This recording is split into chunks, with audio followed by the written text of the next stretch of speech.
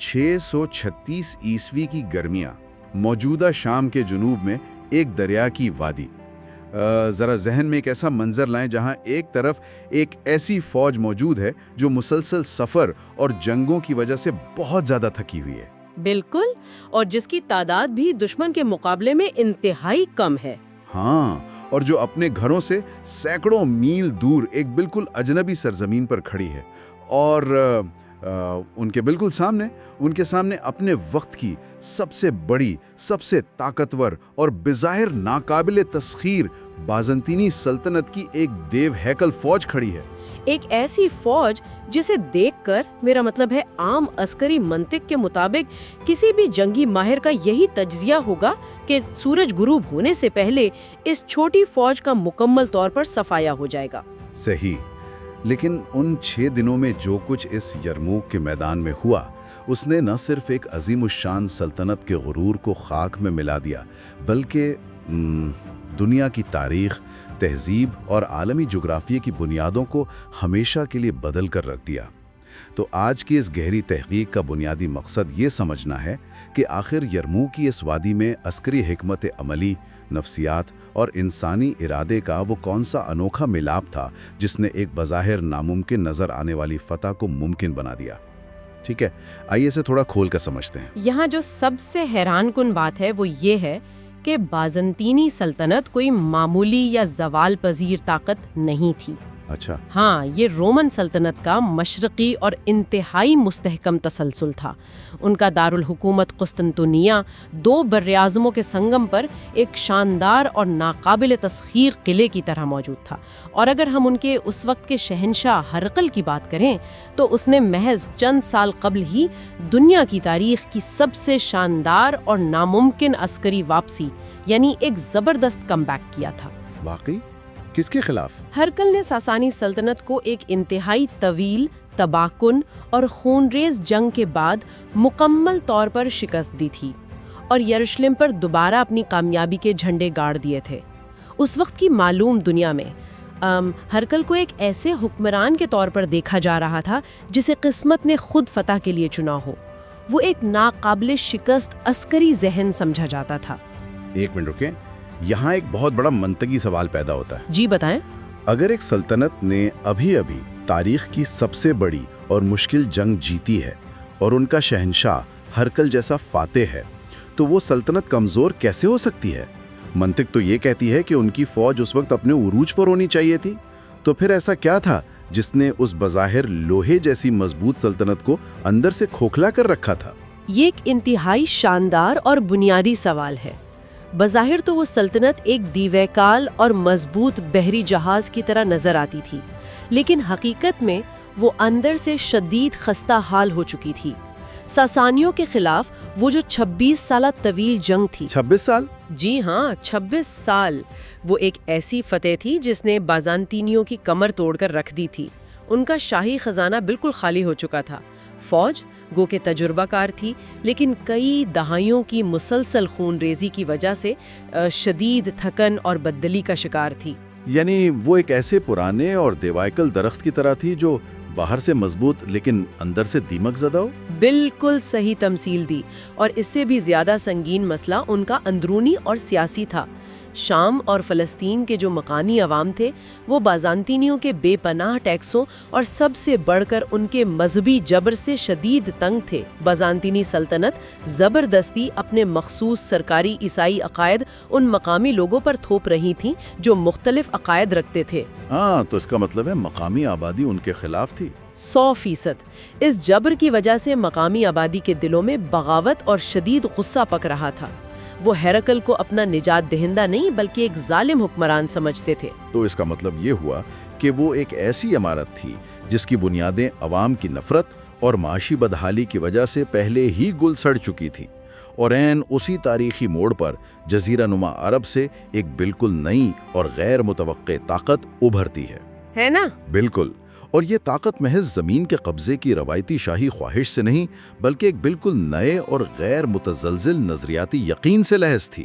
خلیفہ حضرت ابو بکر رضی اللہ عنہ اور پھر خلیفہ حضرت عمر رضی اللہ عنہ کی قیادت میں مسلم افواج بڑی تیزی سے شمال کی جانب پیش قدمی کر رہی تھیں۔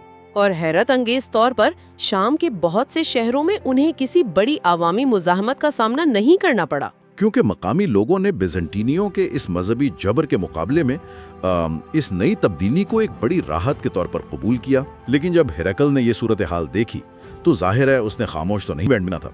قطعی نہیں، اس نے مشرقی بحیرہ روم کی تاریخ کی سب سے بڑی، سب سے مہنگی اور خطرناک فوج اکٹھی کرنا شروع کر دی۔ ہرقل نے اس خطرے کو بھانپتے ہوئے اپنی پوری سلطنت کے وسائل جھونک دیے۔ اس نے ایک ایسی فوج تیار کی جو ایک بہت بڑا اور پیچیدہ اتحاد تھا۔ اس اتحاد میں کون کون شامل تھا؟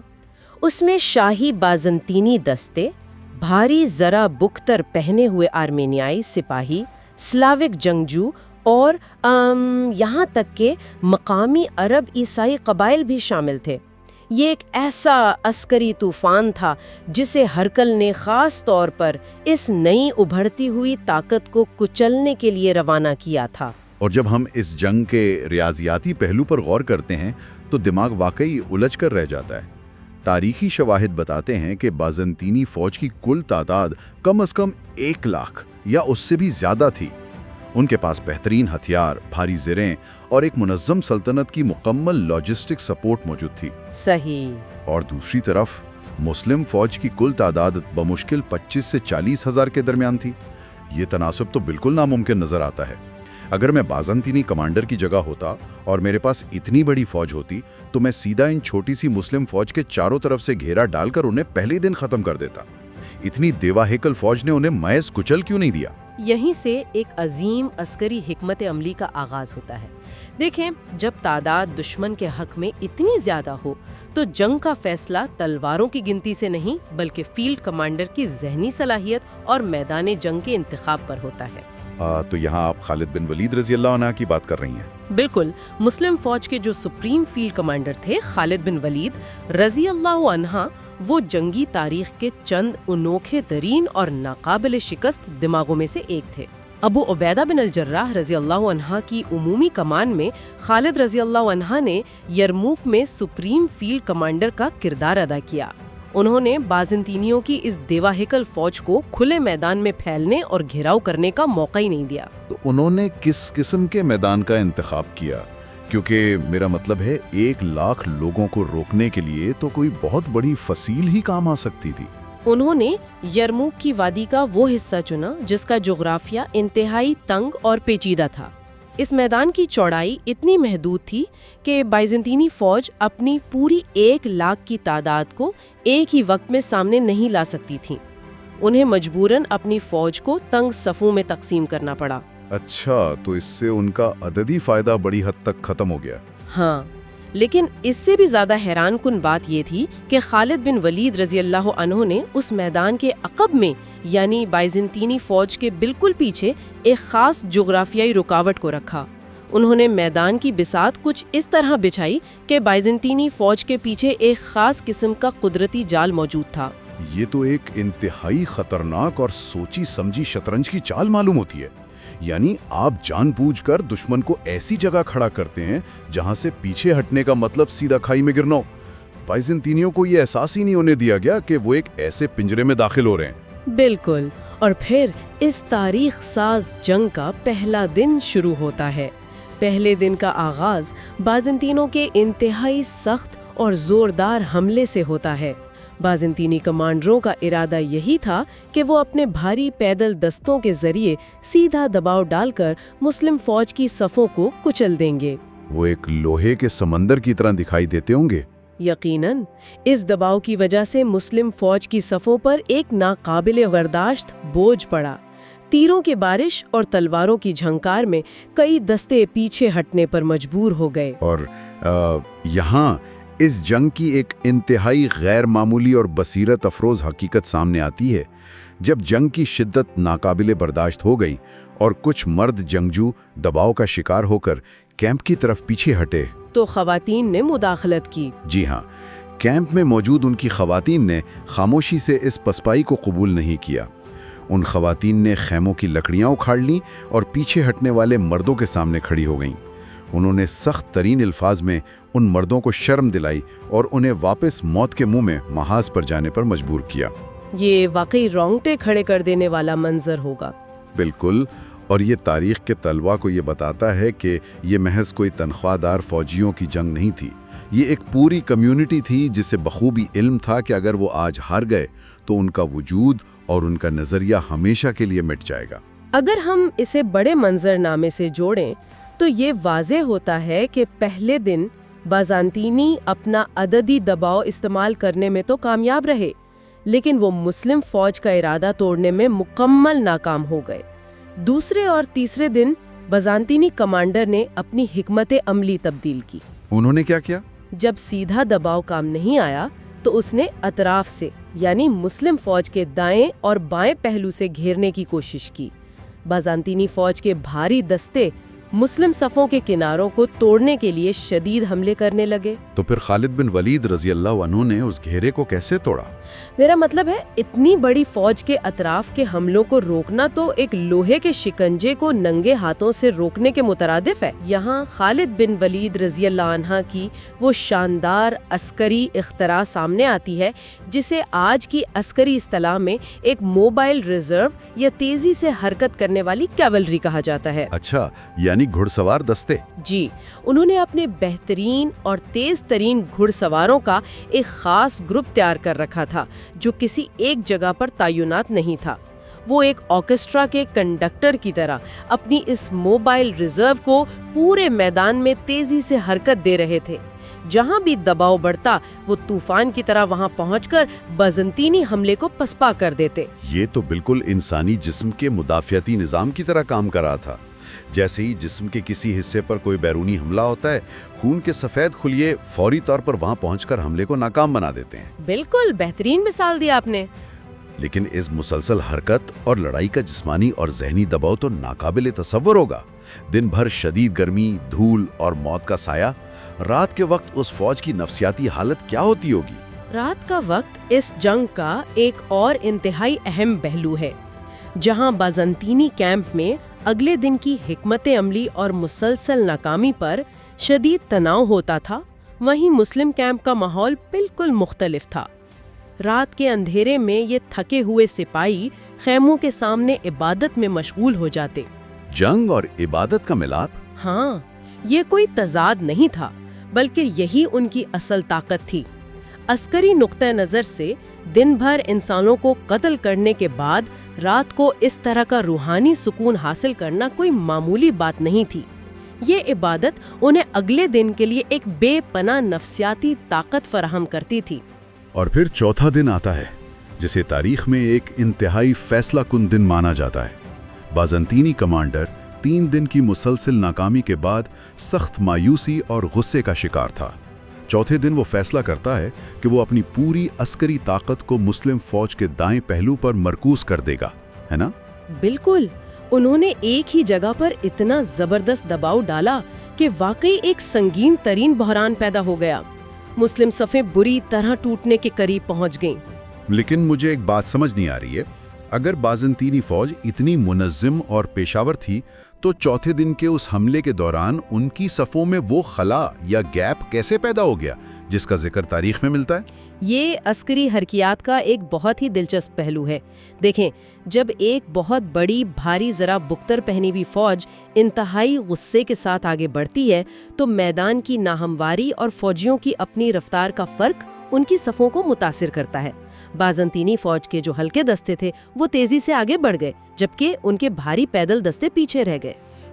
تو اس کی وجہ سے ان کے دائیں اور بائیں بازو کے درمیان فاصلہ بڑھ گیا؟ بالکل، اور ایک بہت بڑا خلا پیدا ہو گیا۔ عام طور پر جب آپ کی اپنی فوج دباؤ میں ہو تو کوئی بھی کمانڈر گھبرا کر اپنی ساری فوج اس دباؤ کو کم کرنے کے لیے سیدھا محاذ پر بھیج دے گا، لیکن خالد بن ولید رضی اللہ عنہ نے ایسا نہیں کیا۔ تو انہوں نے اپنے دائیں پہلو کو بچانے کے بجائے سیدھا اس خلا پر حملہ کر دیا؟ جی ہاں، انہوں نے گھبرانے کے بجائے اس خلا کو بھانپ لیا۔ خالد رضی اللہ عنہ نے کمال مہارت سے اپنے تیز رفتار گھڑ سوار دستوں کو اس خلا کے اندر داخل کر دیا۔ یہ ایسا ہی تھا جیسے دشمن کے جسم کے اندر ایک خنجر گھونپ دیا جائے۔ اس شاندار جوابی حملے نے بحران کو موقع میں بدل دیا۔ बाज़ंतीनी फौज जो फतह के बिल्कुल करीब पहुंच चुकी थी, वो अचानक अपने ही पैदा करदा जाल में फंसकर बुरी तरह कट गई। और इस तबाहकुन जवाबी हमले के असरात 5वें दिन बाज़ेंटीनी कैंप पर बिल्कुल वाज़े हो गए। 4 दिन की लड़ाई और चौथे दिन की बदतरीन नाकामी ने उनके मोराल की धज्जियां उड़ा दी थीं। उनके मुख्तलिफ ग्रोहों के दरमियान तनाव बढ़ गया। जबकि दूसरी तरफ मुस्लिम फौज में वो सहाबा इकराम मौजूद थे जिन्होंने नबी करीम सल्लल्लाहु अलैहि वसल्लम की सोहबत पाई थी। उनका ज़ाती यकीन वो चीज़ थी जिसका हिसाब लगाना किसी भी बाज़ेंतीनी जर्नैल की इस्तेदाद से बाहर था। बिल्कुल, वो जिस्मानी तौर पर शायद अब भी ज्यादा थे, लेकिन ज़हनी तौर पर बाज़ेंटीनी जंग हार चुके थे।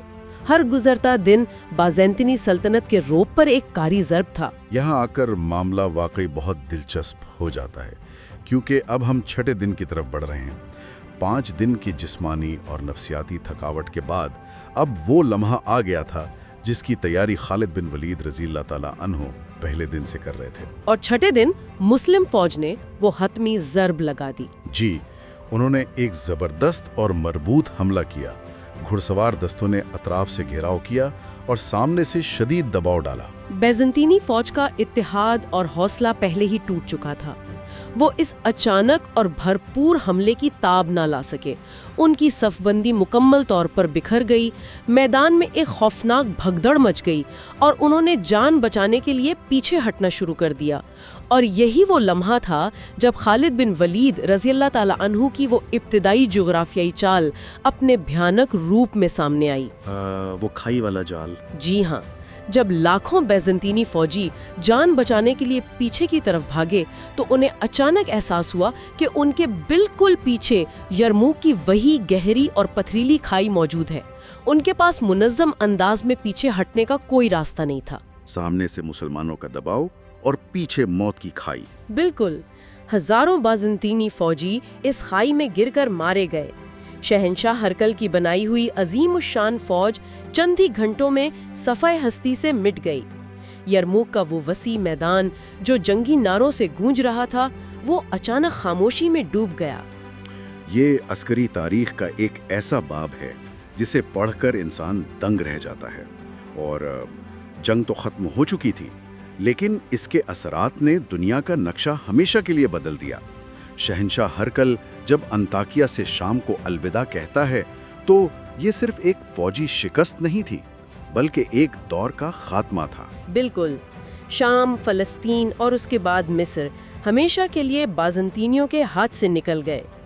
300 साल से यूनानी बोलने वाले शहर अब अरबी बोलने वाले मुस्लिम शहरों में तब्दील हो गए। और मकामी आबादियों को जो सदियों से मजहबी जुल्म सितम का शिकार थीं, एक बिल्कुल नई किस्म की हुक्मरानी का सामना करना पड़ा। ये एक बहुत अहम सवाल खड़ा करता है, फतह और तहजीब बनाने में क्या फ़र्क है? अक्सर तारीख में होता ये है कि जब कोई नई ताकत कब्जा करती है तो वो पुराने हुक्मरानों से भी ज़्यादा जुल्म शुरू कर देती है। लेकिन यरमूक के बाद क्या हुआ? इसका बेहतरीन जवाब हमें खलीफा हज़रत उमर रज़ियल्लाहु ताला अन्हा के इस तारीखी अमल में मिलता है। आप यरूशलेम के वाक़े की बात कर रही हैं? जी, यरमूक के बाद जब यरूशलेम फतह हुआ तो हज़रत उमर रज़ियल्लाहु ताला अन्हु वहाँ तशरीफ़ ले गए। तारीखी शवाहिद बताते हैं कि जब वो ईसाइयों के मुक़द्दस तरीन चर्च ऑफ द होली सेपल्चर में अंदर मौजूद थे और नमाज का वक्त आया तो उन्होंने चर्च के अंदर नमाज अदा करने से सख्ती से इनकार कर दिया। ये वाकई हैरान कौन है। उनका इस्तिदलाल क्या था? उनका इस्तिदलाल ये था कि अगर वो आज एक फाते खलीफा की हैसियत से उस चर्च में नमाज पढ़ लेंगे तो आने वाली नस्लें उसे मस्जिद बना लेंगी और यूं ईसाइयों की ये मुक़द्दस इबादतगाह उनसे छिन जाएगी। ये ताकत के नशे में रवादारी और उसूलों की ऐसी मिसाल है जो तारीख में कम ही मिलती है। तो इस सब का आखिर क्या मतलब है? अगर हम यरमूक के इन 6 दिनों का गहरा तज्जिया करें तो ये बात वाज़ेह हो जाती है कि ये जंग सिर्फ तलवारों और तादाद की नहीं थी, बल्कि ये जंग थी हिकमत अमली और कामिल यकीन की। ये इस बात का सबूत है कि जब इंसान किसी बड़ी हकीकत पर सच्चा यकीन रखता है तो वो नामुमकिन को भी मुमकिन बना सकता है। बिल्कुल, ये गैर मुतवाज़ी जंग की एक बेहतरीन मिसाल है। और गुफ्तगू को ख़त्म करते हुए इंसान को ये सोचना चाहिए कि आज की जदीद दुनिया में हम जो हर चीज़ का फैसला सिर्फ मादी वसाइल, डेटा और टेक्नोलॉजी की बुनियाद पर करते हैं, کیا آج بھی انسانی ارادے، غیر متزلزل یقین اور اتحاد کے سامنے یہ تمام مادی طاقتیں ہیچ نہیں؟ کیا آج بھی تاریخ وہی لوگ نہیں بناتے جن کا یقین ان کے وسائل سے بڑا ہوتا ہے؟ اس فکر انگیز سوال کے ساتھ ہم آج کی اس گہری تحقیق کا باقاعدہ اختتام کرتے ہیں۔